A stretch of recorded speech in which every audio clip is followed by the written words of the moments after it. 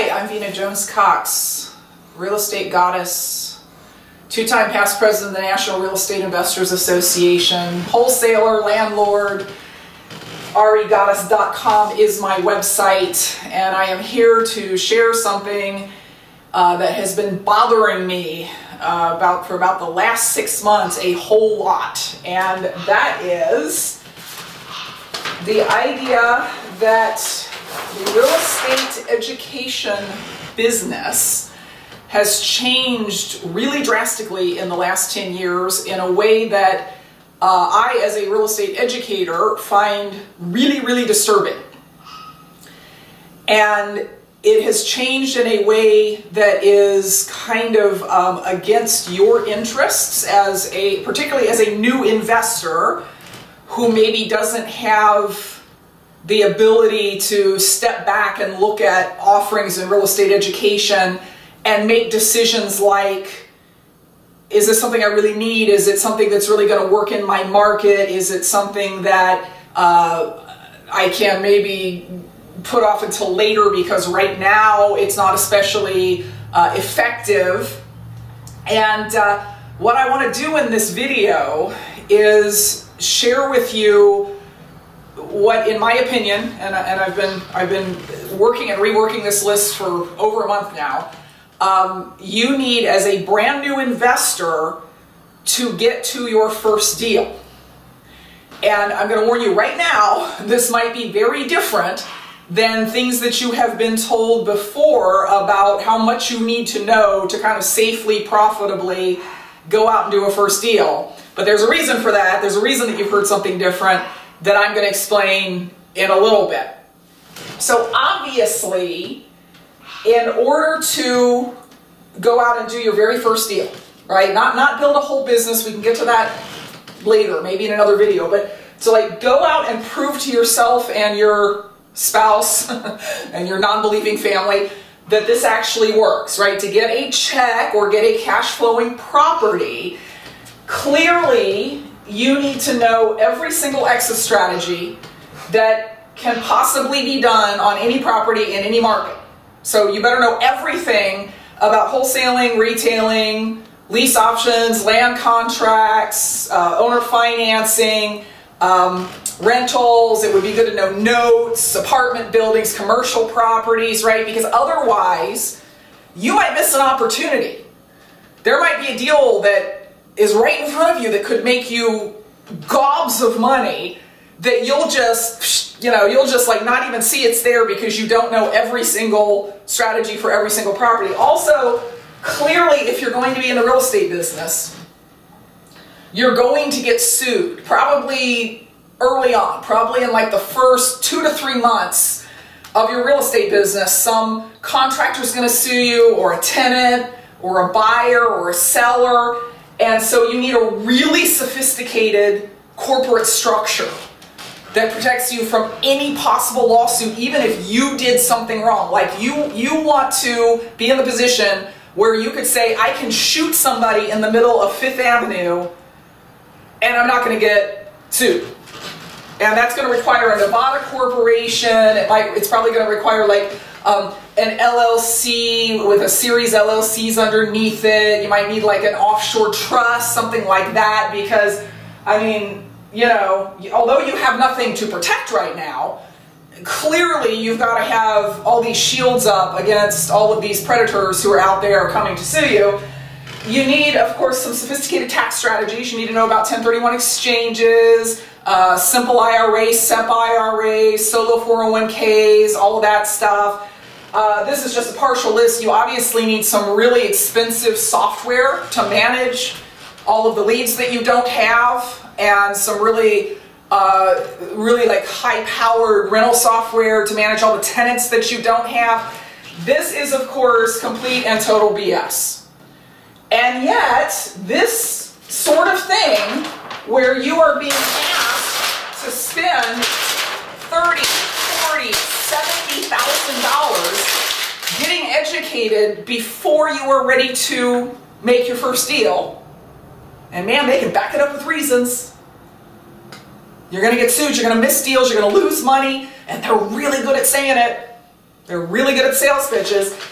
Clearly, not everybody who gets into the real estate business can afford a $30,000 or $50,000 or $70,000 giant program of packages where, by the way, if you've been caught up in one of these, there's no end to what they can sell you.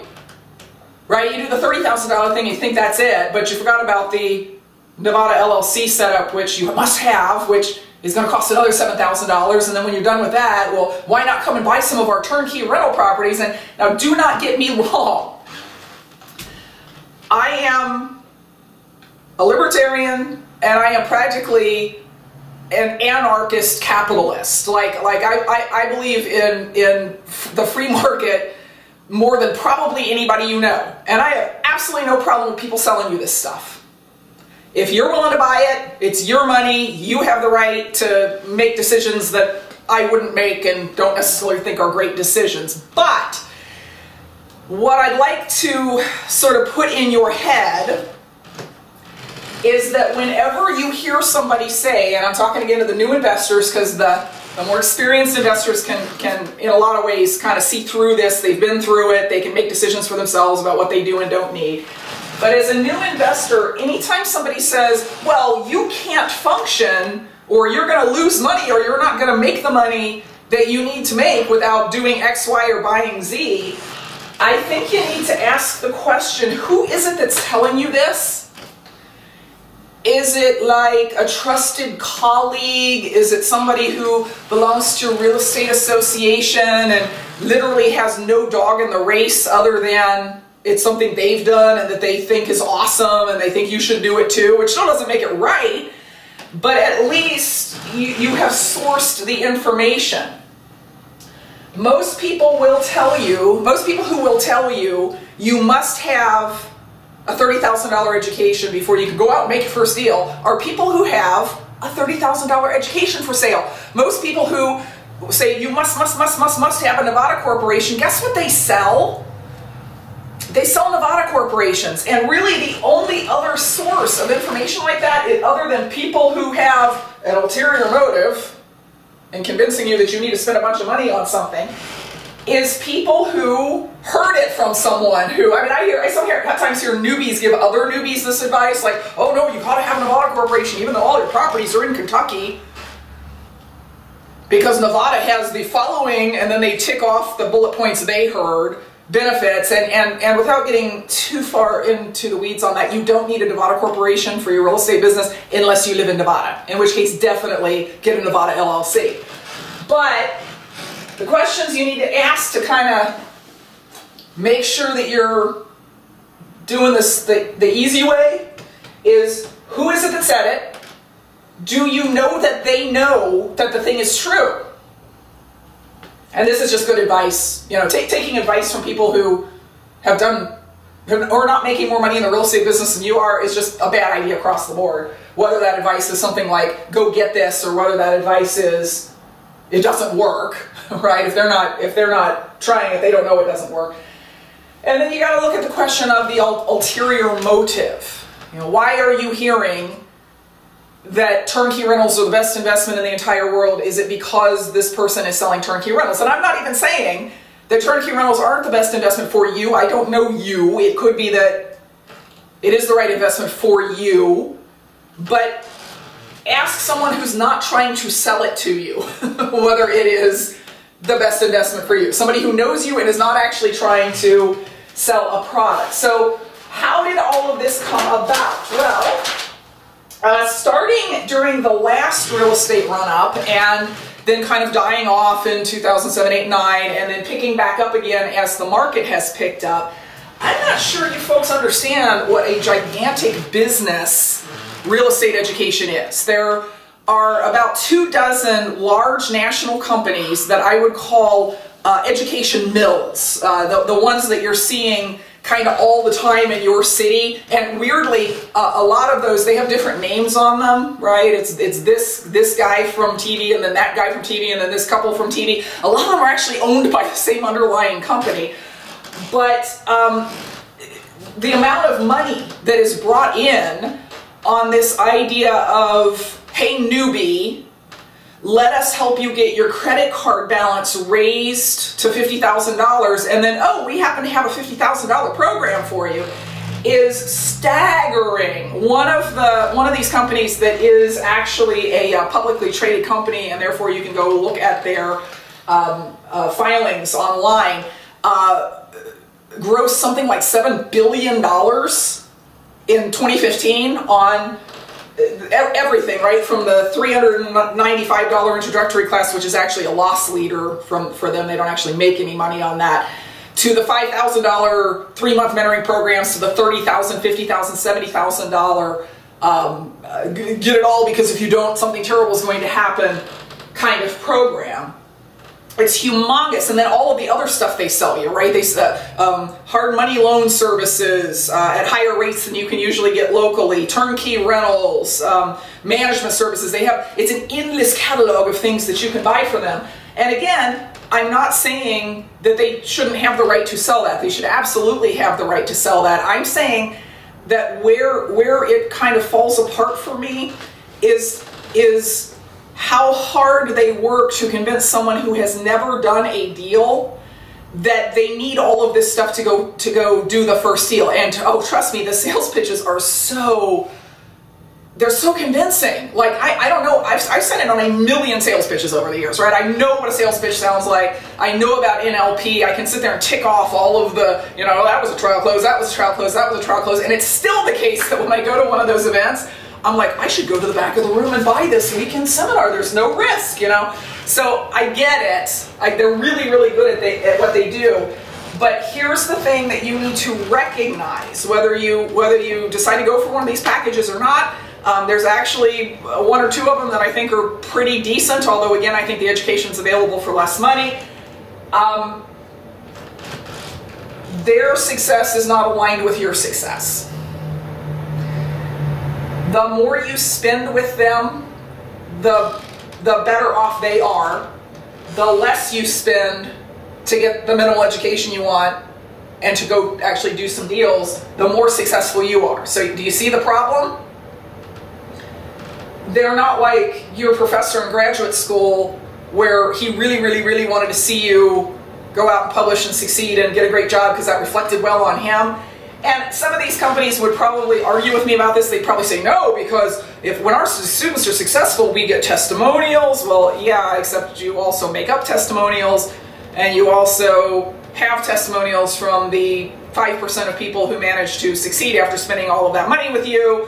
They'll say, well, the more money they make, the more they can spend, but the companies encourage you to spend the money before you make the money. There's not they don't really have this thing where there are levels that are based on your success as opposed to their success. There's not this thing where you start out here and then you go out and you're assigned to do a deal, and then when you do a deal, you're allowed to get into the next class, like that sort of thing. That doesn't exist. They will take all of your money and any money you can borrow from your credit card company up front. Now you might notice that I'm not mentioning the names of any of these organizations. The reason is some of them are kind of litigious. And I've heard of people being threatened with lawsuits if they said I'm talking about this company and this company, but not this one or this one. But yeah, just to take it as a general thing. Now, let me step back a second and say, the mills, the education mills, the ones that they're doing events sometimes in multiple cities every weekend. They have very large nuts to cover, financial nuts to cover. They have, at any given weekend, they have already booked not just hotels in your city, but in several other cities that they're on the hook for, and they spend millions of dollars a month in marketing, and they can't look at someone and say, based on our past experience, which should be, they have years of experience at this point, based on our past experience, this person is unlikely to be able to do what they need to do to be in real estate, for whatever reason that might be, and say to that person, we don't want your money. I think, and I guess this is really me theorizing and talking to people who used to work for some of these companies more so than anything else, I think that they can't kind of have a corporate heart because number one, they've got this train rolling down the tracks that cannot be stopped, and number two, what they're doing is so scattered out, right? They've got salespeople in this city, salespeople in this city. They couldn't monitor it even if they could, even if they wanted to. These are different than a lot of your real estate investors associations and some of the what are called gurus, right? Where instead of being company based or based on a person that you know from television, but really it's a corporate thing. You never meet the people that you saw. They are not really your mentors. You get people who kind of go into the business of selling education because, well, they're giving back. They like the travel. They enjoy seeing people be successful. I mean, yeah, they're in it for the money as well. But you don't get this grist mill type of thing where everybody gets chewed up, right? I can't tell you how many people I have turned down for my more expensive mentoring programs, which, by the way, are not as expensive as these programs, and they're much more hands-on. But I turn down like 25% of people because I say I can't help you for one reason or another. There's something about you or what you want to do or your past behavior or something that tells me you would be wasting your money. I don't think the big companies can necessarily do that. With real estate associations, most of them, their success actually is aligned with yours, right? When you go to a RIA group, most RIA groups, and they're not all called RIAs, right? There's co-RIA in Columbus and DIG in Philadelphia and places like that.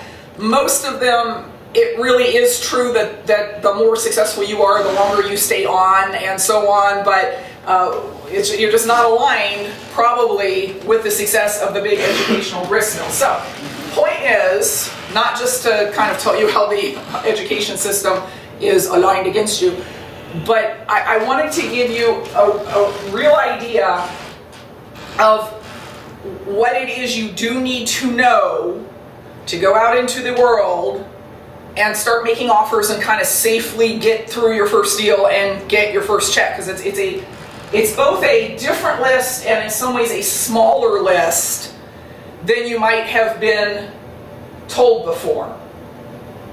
New investors, it's like Goldilocks and Three Bears, right? Some new investors get way overeducated. Like they really want to, whether they spend all the money on it or not, they really want to know everything before they do anything.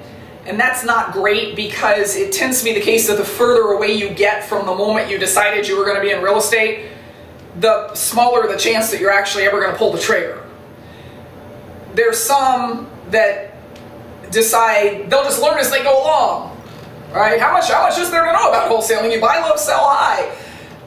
There's much more to know about it than that, and those folks end up, best case scenario, they spin their wheels, they don't make any money because they don't know what they're doing or anything that I'm about to tell you. Worst case scenario is they succeed in doing some deals, but they end up leaving kind of a swath of tragedy behind them. I'm thinking again of wholesalers. I don't care whether you watching want to be a wholesaler or a retailer or what. That's not what this is about. Wholesalers who put properties under contract for too much money because they don't know how to evaluate the property, and then manage to sell them to a buyer who knows even less than they do. Yeah, they made a little bit of money, although they probably burned their reputation with every serious buyer out there, but the person they sold the deal to lost money. I mean, there's a reason we say you sold it for too much money. It's because the guy that you sold it to didn't make the money he should have made for the time, effort, and risk he put into it. So don't be somebody who just says, well, there's nothing I need to know that I can't learn on the street. Don't be the guy who says, I need to study for 2 years. I need to get a master's degree, both in terms of how much time I spent, how much money I spent before I can do a deal. There's this middle road that I'm about to show you, where if you can honestly say, I have these skills, You're ready to go out and make a deal whether you feel like it or not, whether you feel you're ready or not. This is not about emotion. This is not about whether you think you're ready. This is about you actually being ready, okay? So, number one thing that you need to know, and this is so glossed over in this high hype education market we're talking about, is you need to know how to correctly assess the after repair value of the kind of property that you're going to be dealing with. Now, how you do that is different depending on if it's a single family home, if it's a multifamily. There's actually going to be a different process for finding the after repair value. But if you can't do that, you can't make smart offers. You literally don't know what a good deal is if you can't tell me what is the value of that property after it is fixed up to the standards of the neighborhood. The Zestimate is not a correct estimate of the after repair value of a property. If you've been told something like, oh, well, just go average all the comps you find, you have not been told how to correctly estimate the after repair value of the property.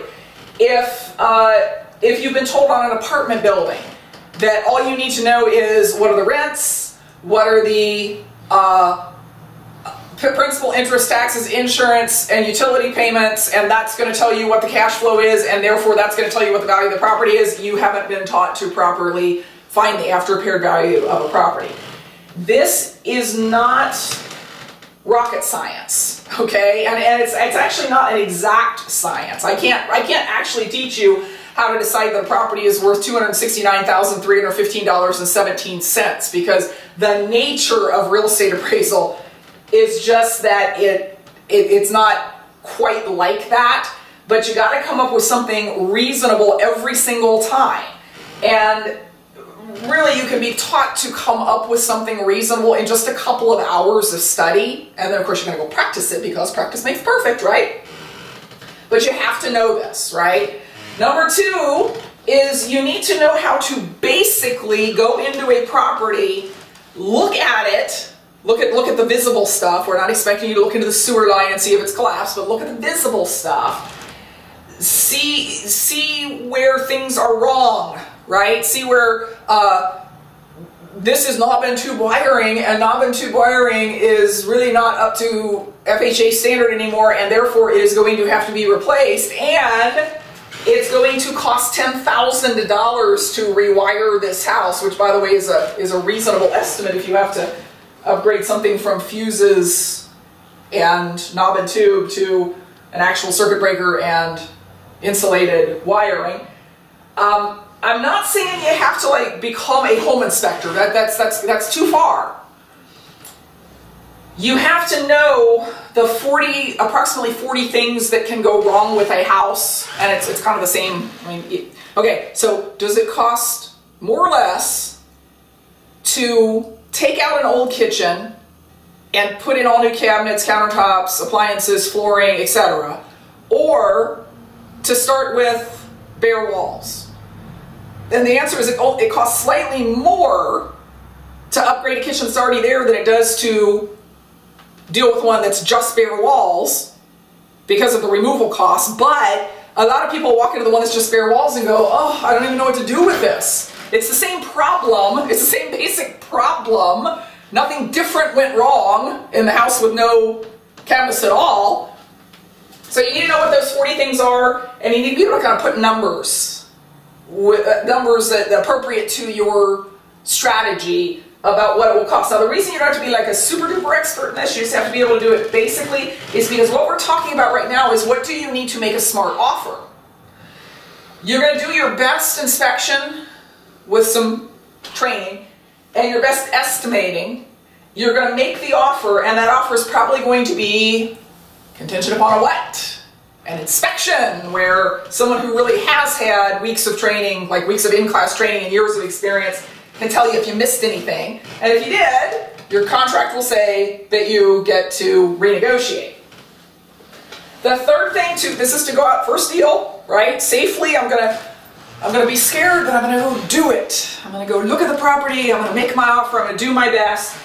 is you need to know what due diligence is appropriate on a property that you are buying. Now, most of this due diligence stuff is going to be done by the title company or the attorney if you live in a state where it's attorneys, not title companies, that do closings. Things like, I need a title search. Yes, even if the seller's giving me a quitclaim deed. In fact, especially if the seller is giving me a quitclaim deed, I need a title search. I need to know if I live in a place like Pennsylvania, and particularly Philadelphia, where the water bills run with the property, and where the water company has a policy that if there's no water meter, they're just going to pretty much guess later how much water was used for the prior 8 years, and there could be a $20,000 water lien that comes due after the closing.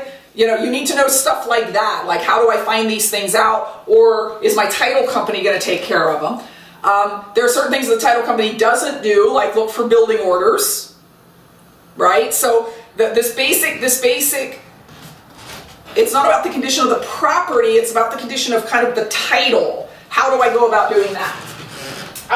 You also, and this is, we're still in the I'm just making an offer stage, what contracts and contract clauses you need to tie the deal up in a way that allows you to continue to do your due diligence and make sure it is what you said it was, what you thought it was going to be after the deal is under contract. So obviously a purchase agreement, really the simpler the purchase agreement the better. Almost always an inspection contingency. If you're a new investor, unless you're a home inspector, you want an inspection contingency. You might need a financing contingency if whether or not you can buy the deal is dependent upon whether you get the financing you think you're going to get. There's several of these clauses that you might need depending on the deal, and you should know what they are and what they mean. Now, what you should not do, unless you don't want to make deals, which is fine. I mean, if you want to just go out and pretend like I'm trying to make deals, but you don't actually want to make them, you don't want to load every possible contingency into every purchase agreement, right? Because that's just screaming to the seller, don't accept me in terms of the offer. Now, so far, we've only talked about kind of basic stuff to go out and safely make an offer. I want to step back a minute and talk about who needs to know this. Because the people that scare me most, that I most fear for, let me say that. It's not that I fear you, it's that I fear for you. People who are new and have money, who decide that they're either going to become passive investors, meaning instead of going out and buying an apartment building, you are going to buy into a partnership that's going to own the building, and somebody else is being the expert, right? Somebody else is finding the building, analyzing it, all that sort of stuff. And also private lenders. If you are a new investor and you have money and you let that be known, and you are hanging around any place where other investors are, people are going to say to you, hey, I've got a deal that I would like you to finance for me. Let's sit down and have lunch and talk about it. And they will charm you and they will feed you and they will tell you awesome stories about how many deals they've done and how awesome this deal is and how it's a no-lose deal and how they'll let you follow them every step of the way. And some of those people are dead serious about that. They are 100% above board. They are going to do exactly what they say they do. And guess what? Some of them are scam artists. And the thing is, if you don't know this basic stuff so far, like how to do a quick appraisal on a property, how to estimate what the repair costs are, what due diligence would be done in a typical deal. If you're a passive investor or a private lender, you run the risk of losing every dime of your money. Contracts in this case are a little bit different than what I said before. I said if you're buying a property, you need a purchase agreement. You should know what contracts should be in place for you, for your protection as a private lender or a passive investor. But you can, but I don't recommend just believing everybody who comes along who says, I'm super experienced and super ethical. In fact, if they use the word ethical, God, Jesus, religion, etc., my antennae really go up when they start calling Jesus into the private lending deals. I get concerned. you guys still need to know this basic stuff, because everyone I know, and I know a lot of people who've come to me because they got into one of these supposed to be passive deals, and they're trying to figure out how to recover money that they shouldn't have invested in the first place because this other stuff didn't line up, but they didn't know it. That was why they did the deals. So even if you think you're going to be more passive, it's worth, 6 months worth of reading and study and getting good education on how that's supposed to work, unless you just like losing money. The fifth thing that you need to know is you need to know one exit strategy. You don't need to know all 5 of the exit strategies for residential property to do your first deal, because here's the thing about your first deal. You're only going to use one exit strategy on it. You cannot wholesale a deal and then rent it. You cannot rent it and retail it simultaneously. Knowing everything might be something, knowing every exit strategy might be something you would ultimately like to do, because yes, you're interested in them, yes, they're exciting, yes, you want to be able to do every deal that comes across your desk, and knowing all the different exit strategies helps you do that, but that's not something you need to know at first. How about you figure out which of the exit strategies best fits your needs and resources right now, not 10 years from now. Learn that really well, go do it, make some money, and then you can go buy a course on the next one.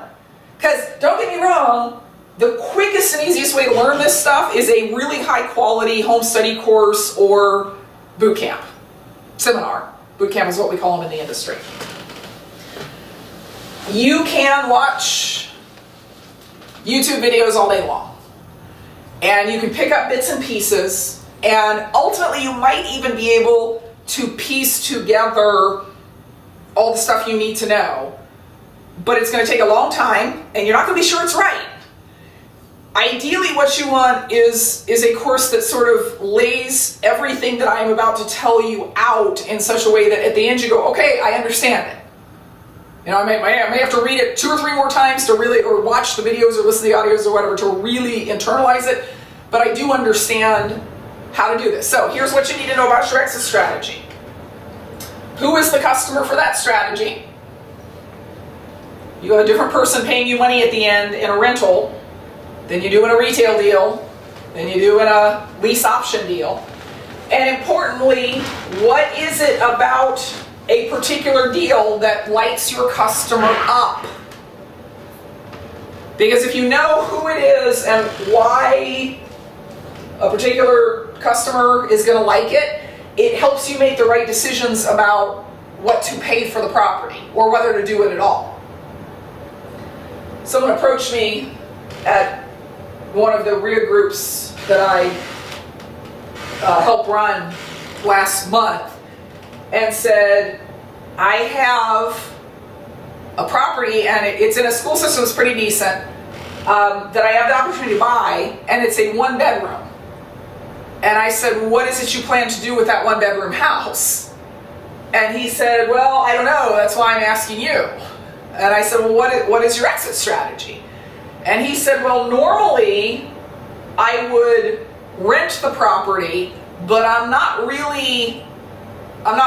don't think there's a lot of people that want to rent a 1-bedroom house, and so I'm not super interested as a landlord in owning it. So think about wholesaling it.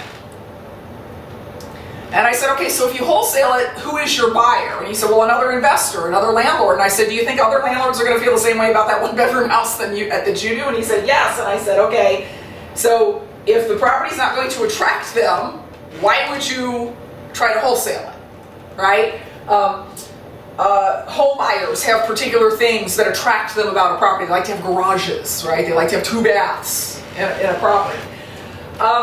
Which properties are appropriate for your customer, and are there any features about it? Now, in the what attracts them, for wholesaling, when your job is to sell to another investor and that other investor's goal is to make money, what attracts that investor is not really so much about features of the property as it is about dollars, right? It's about, am I going to make an appropriate amount of money for the time and energy I'm spending on this?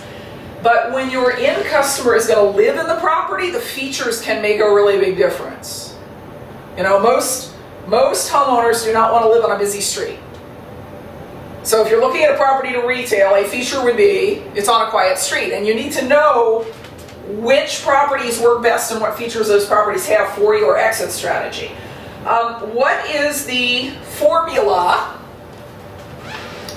that is kind of industry accepted for your exit strategy?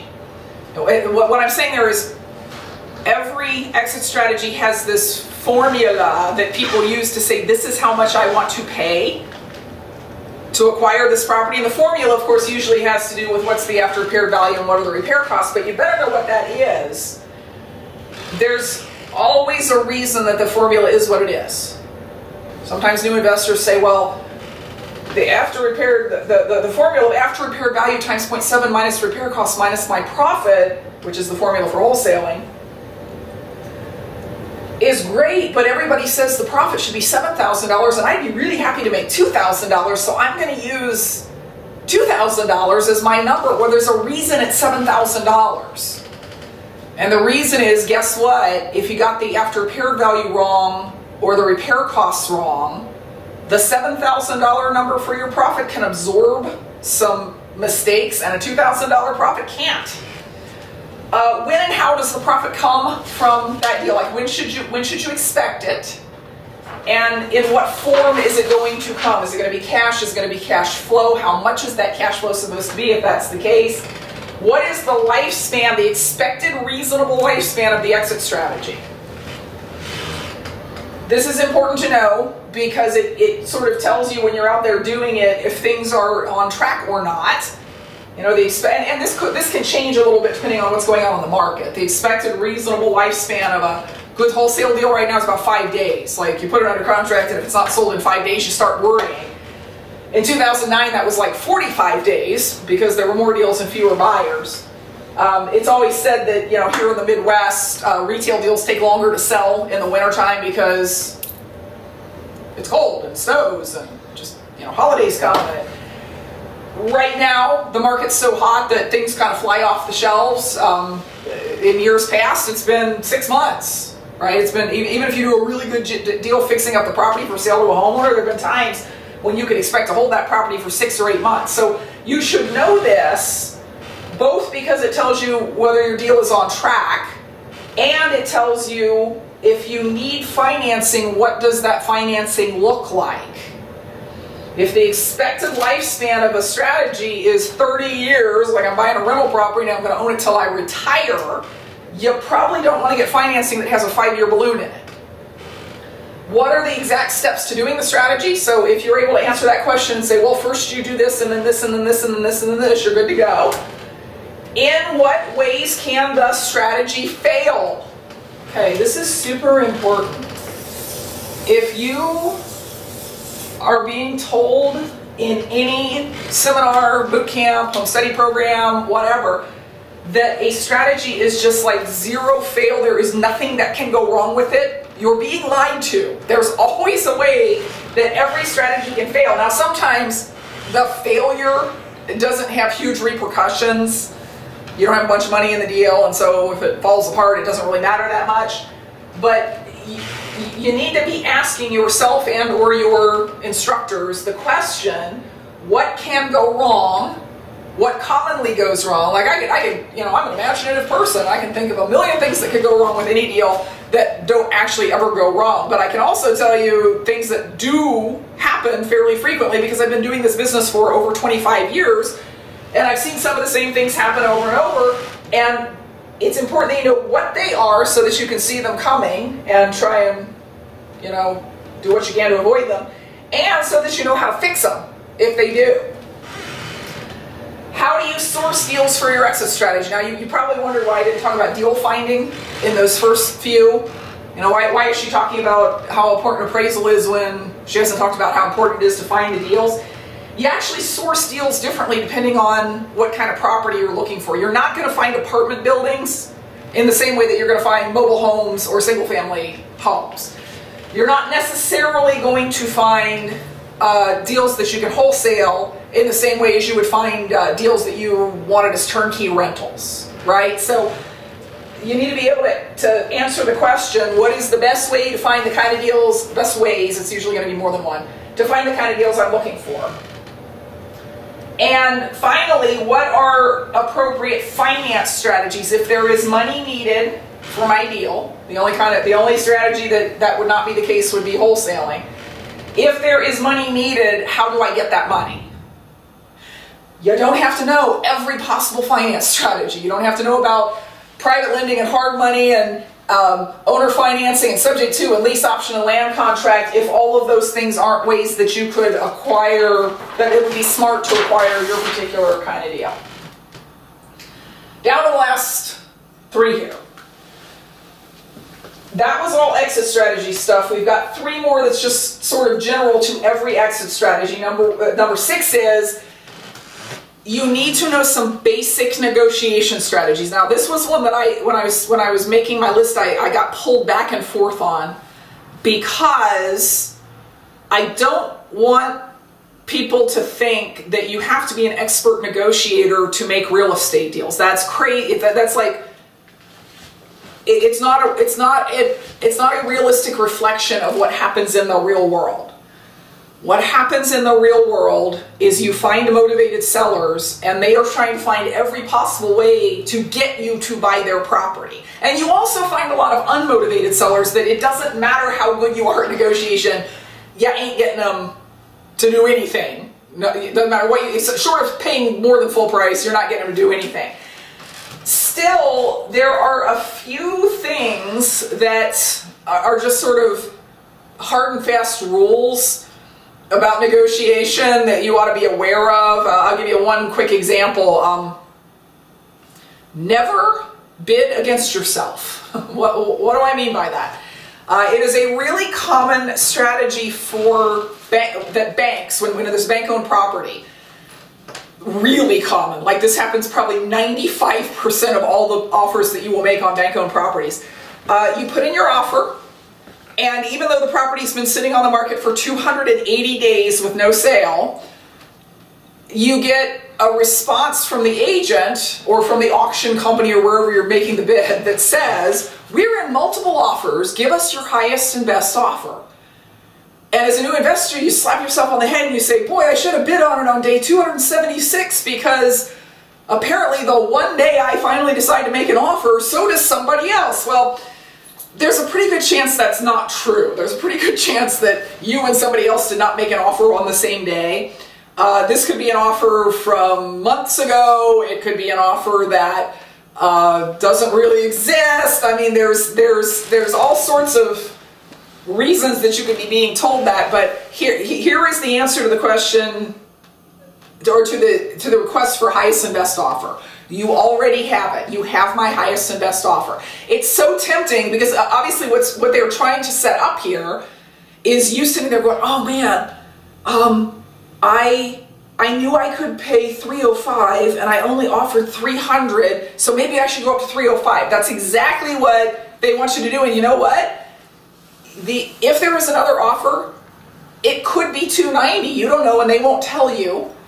And even if you go up to $305 and you have the highest offer, they might not accept it. Okay, so the answer to that question is always, basic negotiation rule, don't outbid yourself. Same thing happens with the occasional seller. I've had sellers try and play this game with me. Well, I'll make them an offer and I'll say, I can do 55. And they say, oh, can you do any more? And the answer is no. And I've had students who've had sellers do this to them for months on end, where every month they'll follow up with the seller and say, so I'm just calling to see, if you had any further thoughts about my offer. And the seller will say, well, I talked to my brothers and sisters and they were really hoping to get more. Your response to that is not to say, fine, I can do 60. Don't get on the hook there. Don't get on the emotional hook. Go find another deal. Say, all right, look, if they're thinking about more, you come back to me and tell me how much more, and I will present it to my people, and I'll see if there's anything we can do. But right now, what I know is we can pay 55. seventh thing is, who do you need to support your real estate business? So this is team members, right? A title company, possibly a real estate agent. The reason I'm asking you instead of telling you who you need is because it's going to be different depending on your strategy. If you have turnkey rentals, you're going to need a property manager. If you have, if you're going to do retailing, you need probably a general contractor and definitely subcontractors. If you are a wholesaler, you're going to need a buyer's list, right? And when I say who do you need in relation to, are you ready to do your first deal, what I'm saying is, do you know the name and phone number of the next person that is going to be needed in this deal if the step you are taking is successful? So I'm a wholesaler. I'm making an offer. What is the next step if that is successful? Well, I'm going to need to get a title search, and I'm going to need to present the deal with some buyers, right? So do I know the name of an investor-friendly, wholesaler-friendly title company? And do I belong to a real estate association where I can go and say I've got a deal for sale, even if I don't know who specifically might buy it? I typically would not know who specifically would buy it, but I at least know where I can go and find a group of people who are interested in buying properties. And finally, how are you going to get answers when you get to a particular point in a deal and your experience fails you because you just don't have that much experience, you're new? And it's something that the book just did not cover. There's no way to create a home study course or a seminar or a program that is so detailed that it can cover every possible question that everybody would ever have about a real life deal, because weird stuff happens. And I mean, in the real estate business, there's the way 99% of all of your deals go, and then there's that other 1%. There's the way that 99% of your negotiations go, and then there's the other 1%. There's the things that just, they're not common enough that you would want to bother with a 19-day course on every possible hang-up in a title search that could happen in a real estate deal. And yet if you have a hang-up in a title search, you need somebody that you can go to get answers. This is called a coaching program. Don't get it mixed up with the other thing, which is a mentoring program, which is what a lot of these associations, groups, industrial education bills that we were talking about before offer what they call a mentoring program, and it's priced like it's a mentoring program because mentoring programs are $15,000 and up. Like the serious ones are $15,000. I'm in a mastermind group with a couple of guys who charge $100,000 a year for their mentoring program, and it's worth every dime. But a mentoring program is me getting into your life, right? A mentoring program is, I know you personally because we've had lots of time together. I know what your particular situation, needs, etc. are. A coaching program is one where you are going down your path and you run into a question. You say, oh my gosh, this seller told me that the tenant was paying rent, and then it's the day before the closing, and I found out that the tenant hasn't paid rent in 4 months, and also is the seller's nephew, and what can I do about this at this point in time, right? Because I was buying it thinking it was a performing rental, and it turns out it's not a performing rental. Vena, what do I do? See, that's you coming to me with a question, and that is a coaching program. If you're lucky enough to have somebody in your immediate sphere of influence who's like a really experienced real estate investor, you're great with this. If you're lucky enough to be a member of a real estate association where there are constant meetings, you're probably good with, you can always get an answer within a few days maybe of the time that you have the question. But if you're kind of in a situation where things come up for you that need to be dealt with before there's the next RIA meeting, and you don't have family members like I did when I was getting started that are in the real estate business, then you're going to have to probably invest in a coaching program, because this is so important, both for kind of your comfort level in making these first deals, like you feel better when you can bounce deals off of somebody who knows what they're doing, for your motivation level, because it's very, very frustrating to lose deal after deal after deal because there's something you don't know about the deal that somebody who's been in business for a while would know. I don't see a ton of people, and again, I've been doing this for 25 years. I've been involved in the leadership of real estate associations for most of that time. I don't see a ton of people who won't ask questions or who don't have people to whom to ask the questions that are knowledgeable and have the skill being successful. So as much as you'd like to go it on your own because you're really smart and you can figure everything out, you'll really, really do better if you have some place to get your questions answered. So that's the list. There's 8 big categories here that you need to get your hands around before you're really intellectually ready to go out and make that first deal. But think about it, all of this stuff shouldn't take you more than a few months to learn if you really, really focus on it. You don't need to spend $30,000. You don't need to spend 2 years studying this. You just, you need the information, you need the people, and you need the help when you need it. So, I am out to change people's kind of concept of how real estate education works. By that, I mean I am trying to counter the tidal wave of high hype, low content, pushy salespeople, not actual real estate experts, sort of dominating the real estate education world. Because not only is it's not great for you to spend more money than you need and more time than you need getting ready to do that first deal, it's also not great for our industry.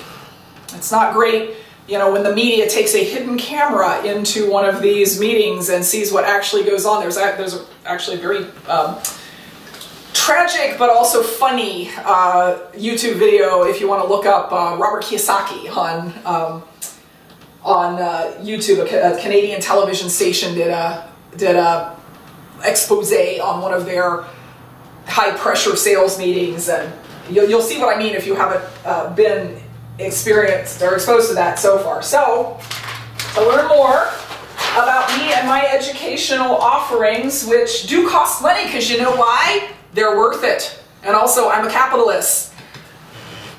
A lot cheaper than some of the stuff that you've seen if you've been to these education mills. My website is regoddess.com. That's realestategoddess.com, but put it this way, regoddess.com. I have a coaching program that is very inexpensive. It's under $40 a month. You can quit anytime. There is an upfront investment, but if you don't agree that it was totally worth it after the first 30 days, we will refund that investment. We're posting more and more content on there every single week. Right now there's about 30 hours of basic education, a lot of it along the lines of what we talked about, how to appraise properties, how to find deals, understanding the basics of things like wholesaling and retailing. The Inner Circle is not a seminar. It's not meant to turn you into any particular kind of investor. It's meant to give you that basic stuff that you need in an organized, non-salesy way that you can actually go out and put it into practice, and also to give you that number 7 there of having somebody to ask questions of, because with the Inner Circle you get access to the member website where anytime you have a question you can post it and I will answer it. So regoddess.com, look for the Inner Circle on the page, look at the Coaching and Mentoring tab, and you want the Inner Circle, and hope to work with you. But even if not, I hope that I helped you today to clarify some of the things that you need to be looking for and looking at out there in the sort of scary, dangerous real estate education world. I'll be back with another video at some point in time. If you liked this one, click like. If you didn't like it, go away. If you have any comments, you want to put something down there in the comments section, please do that. And if you'd like to share it with your real estate friends, go right ahead. Thanks for being with me all this time, and I will see you later.